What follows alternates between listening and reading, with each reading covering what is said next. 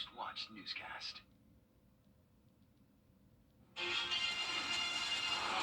We're going to have a beautiful Thursday. Back to sunshine, temperatures staying warm in the 70s. Then on Friday, some big changes. We'll cool down a bit. Clouds are taking over along with some high chances of rain through Saturday. All those details coming up. Right now on News Channel 6 at 7, new features coming to Augusta Regional Airport, how the plan will make life easier for passengers. Also ahead, North Augusta is getting some new developments on what's planned for Riverside Village.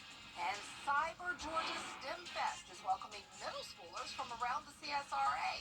We'll take you to this exciting STEM event as your news at 7 starts now. Live from Television Park, this is WJBF News Channel 6 at 7. Good evening, everyone. You're watching News Channel 6 at 7. I'm Dee Griffin. Thanks so much for joining us. Coverage you can count on begins with Augusta Regional Airport presenting a new plan to improve the overall experience for people who fly in and out of the Garden City. Here's Bria Smith with more. The airport is almost fully recovered from the pandemic. Passengers are back and things are growing, and the airport is trying to get ahead of that growth through this terminal planning process. The plan was unveiled at an open house Wednesday morning. Its goal is to develop short and long-term plans to accommodate current needs and anticipated growth. None of the improvements have been designed yet. They've just been planned, and this is an opportunity for the public to comment on what those plans might look like. It all began in fall of 2022 when Augusta Regional received millions of dollars in a federal fund grant. The bipartisan infrastructure, we were able to get the grant funding for those bridges, so we're very happy to be able to get those. Those new jet bridges being one of the airport's biggest and latest improvements. Rehabilitation of gates 3 and 4. So what that means to the passengers and what they'll see is a larger footprint in our gate area, and the most exciting part, 2 additional jet bridges. So there should be no more ground boarding at Augusta when you're flying through. Airport staff say the best review is satisfied passenger experience. We're continuing to always have a project. Right now, I think we have 5 or 6 in the works right now. And as you can see behind me, we have big plans for our airport. We want it to be the main airport of choice in our community. We don't want people to think about going to Atlanta or Columbia or Charlotte when we have all the amenities and the flights that they want here in Augusta. If you missed the open house but would like to submit your thoughts, we have a link at our website. Just go to WJBF.com. Time now for a first look at our weather, and meteorologist Jennifer Tracci joins us now for a beautiful evening. Yeah, the sun is going down. We had lots of sunshine today. It was also pretty hazy outside, but overall nice weather conditions. Definitely feeling like spring. You're taking a live look at our Terry Lambert Hyundai Skyview cam over at the airport. Today's high temperature was a warm 74 degrees, but definitely not warm earlier this morning. We had a low of 34, so just a couple degrees above freezing, but the warming trend has definitely taken over with temperatures now around 10 to 15 degrees warmer than they were this time yesterday. We're sitting in the 70s still, 72 in Augusta, Thompson, Evans, 74 in Louisville, Aiken, and Swainsboro right at 70, 71 in Wrightsville, 72 as well in Waynesboro. So pretty consistent around the region with all of us dealing with those hazy skies, still controlled birds going on across the region. Weak cold front to our north, that won't be impacting us. Notice no rain associated with it. Still have high pressure in control. Eventually this cloud cover from the west will make its way into our area by tomorrow night, but we will have plenty of sunshine again for Thursday.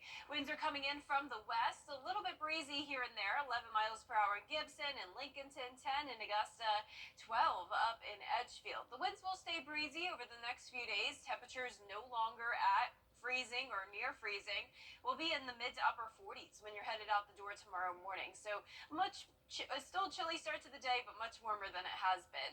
Spring-like temperatures, especially with those highs in the 70s, a nice and sunny Thursday. Rain will return though Friday and Saturday with a bit of a cool down, and we'll be back to sunshine again on Sunday. More details on the forecast coming up shortly, but back to you, Dee. All right, thanks so much. We'll see you then.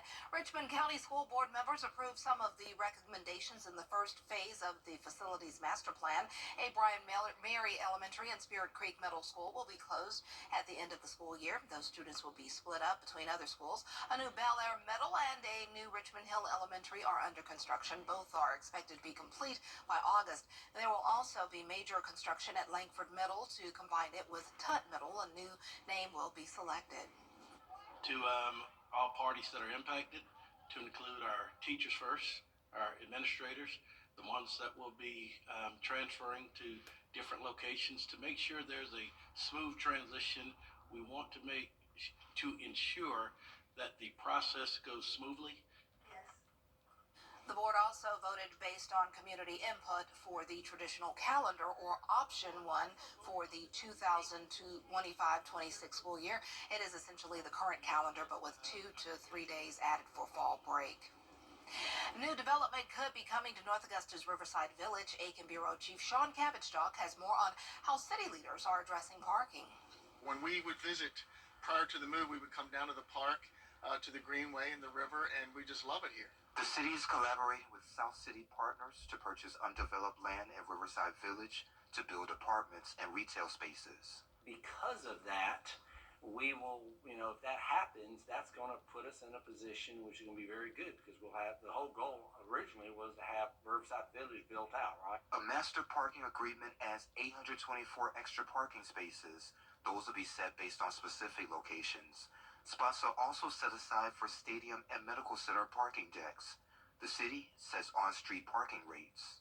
Each parcel will have their own breakdown. It says, okay, this parcel C will have X number from this location.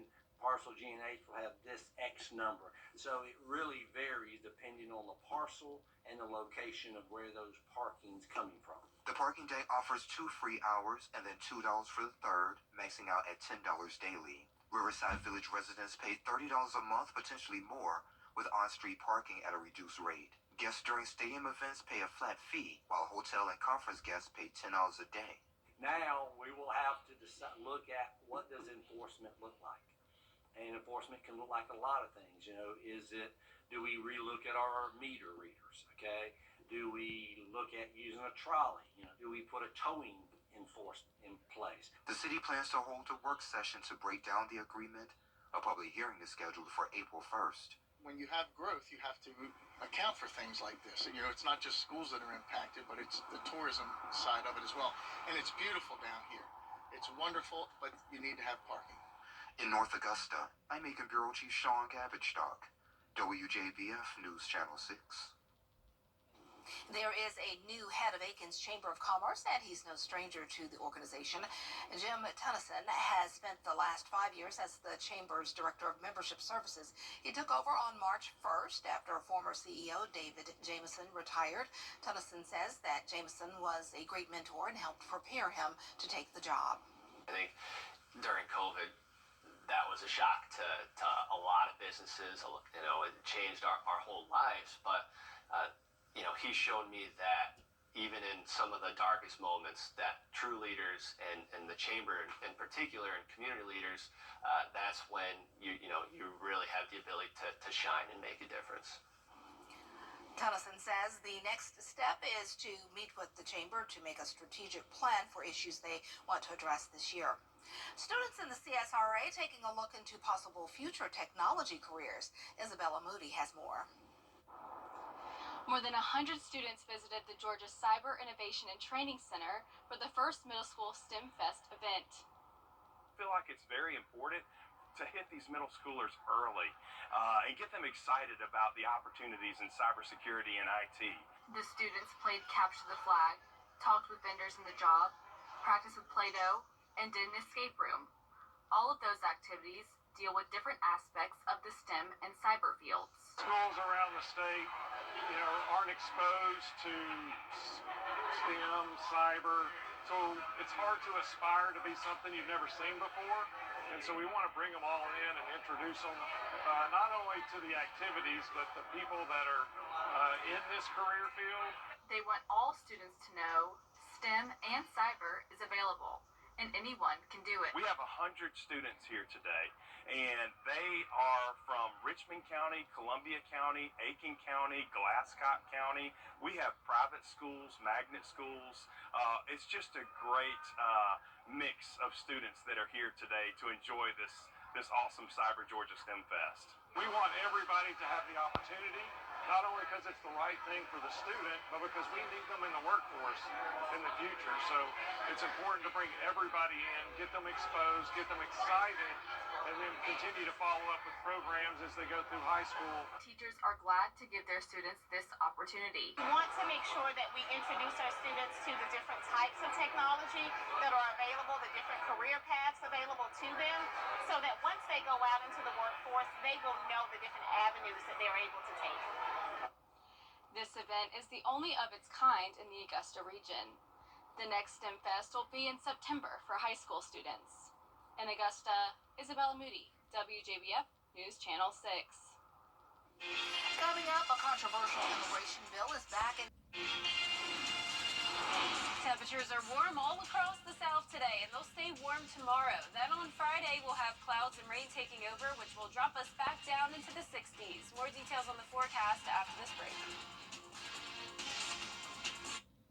Urgent notice from Waynesboro Chrysler Dodge Jeep Ram. The 2023 final sell-down. New Challengers as low as $27,700. If you can't come to us, we'll drive it to you. Take the short drive on Highway 25. Good to go Waynesboro.com. Real steel. Aren't yours. Massive markdowns like never before. Huge inventory. The final sell-down at Waynesboro Chrysler Dodge Jeep Ram. Save $9,000 on a Jeep Gladiator Rubicon 4x4. Good to go Waynesboro.com. Now, your most accurate forecast with WJBF Live 5/6. Welcome back. We have had some very up and down temperatures over the last week. Here's a look at those recorded highs and lows. You can see the lows especially have really varied from the 30s all the way up into the 50s. And as for our high temperatures, anywhere from 62, which is what we had yesterday, to 83 last Thursday. And today, of course, was a much warmer day. We topped off in the mid-70s, and we have plenty of sunshine. Here's a live look at our Terry Lambert Hyundai Skyview cam over in Emmanuel County. Definitely still a little bit hazy with those fires going on across the area. Controlled burns happening still. 72 as our temperature, dew point of 36. Winds are breezy coming in from the west at 10 miles per hour. And our temperatures are very consistent, anywhere from around 70 in Washington to 74 in Louisville. As we take a look at satellite and radar, you can see we have high pressure overhead in this weak backdoor cold front. This will just bring some reinforcing dry air for tomorrow, not going to bring us any rain. So that means tomorrow will be another clear day. Starting to see just a little bit more cloud cover in the afternoon and evening as we warm up to 75. So temperatures will take a dip back down into the mid to upper 60s starting on Friday, and then we'll be back to 70 on Tuesday. So the pollen levels remain high as well, at least for tomorrow. Then we'll go down to medium levels Friday and Saturday, and that will be due to some rain headed our way. 80% chance for Friday and a 60% for Saturday. The good news is that Sunday will at least be completely dry. So if you do want to make some outdoor plans this weekend, it's not a complete washout. Here it is on Futurecast tonight at 10 o'clock. That cold front passes through. As I mentioned, clear skies for most of Thursday, and then as we go into Thursday night, some clouds move in ahead of this next low pressure system. And when you're headed out the door Friday morning, it still could be dry unless you're in our western counties, but by around 8 a.m., that's when we'll have widespread light rain across the region.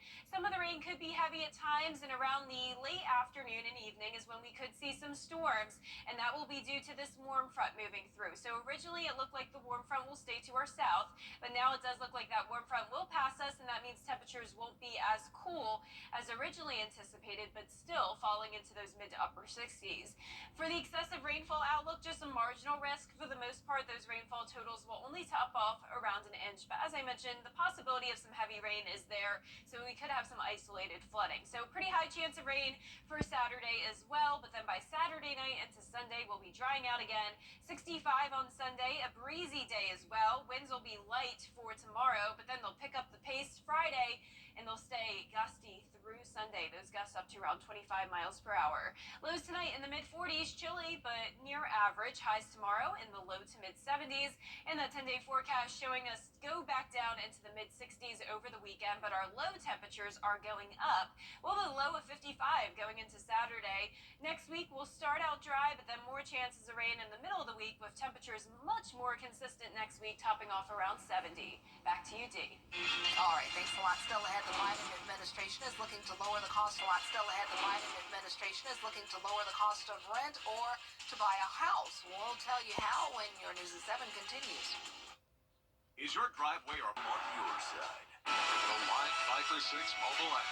Download it today. The WJBF Live 5 for 6 Skyview Network is sponsored by Terry Lambert Hyundai.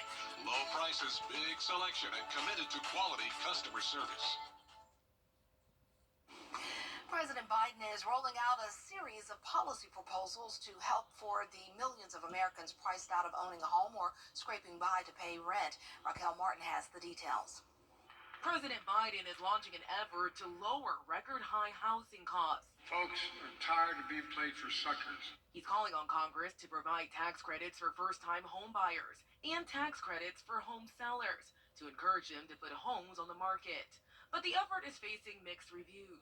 Really, it's just about supply and demand. There are more Americans who want housing than there are homes available. Jeff Petrowski, an economist with Bankrate, says the president's plan may not make much of an impact. The general consensus is high home prices are here to stay. White House economist Kirambo Jackson says that's why the Biden administration is using money from the American Rescue Plan to build more homes. That's the most sustainable way to bring down housing costs overall. President Biden is also promising to crack down on unreasonably high fees, along with rent gouging and price fixing.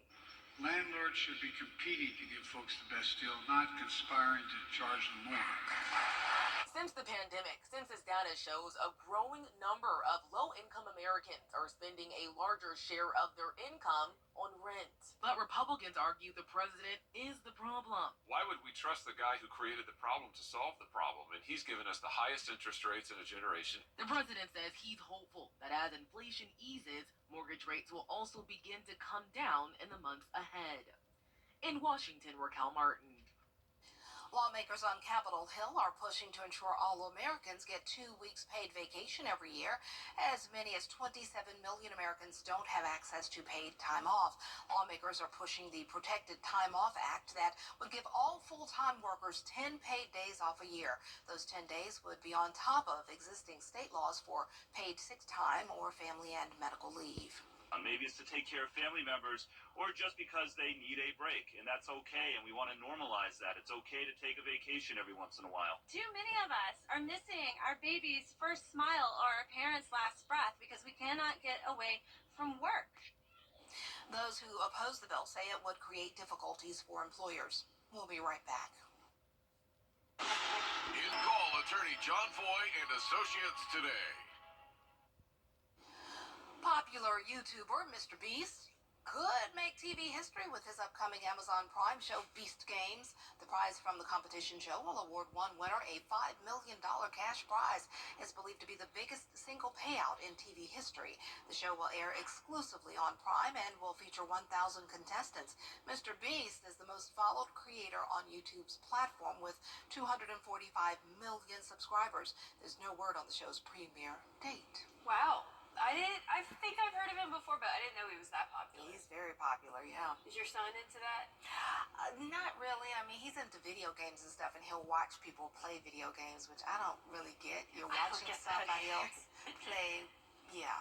Yeah, he's into the Twitch streaming on YouTube and all that. Yeah. Not for me either, but to each their own. Well, for a 10-day forecast, it's going to be warm again tomorrow. Plenty of sunshine, staying dry, and then a high chance of rain Friday and Saturday, going down into those mid-60s. Back to sunshine on Sunday, and more consistent temperatures next week, around 70 degrees for those highs. And our lows are also going to be well above freezing over the next several days, so you no longer have to worry about any freezing cold mornings. That's good to know. It's starting to change a little bit. Thanks so much for joining us. We're always with you at WJBF.com. Entertainment Tonight is next.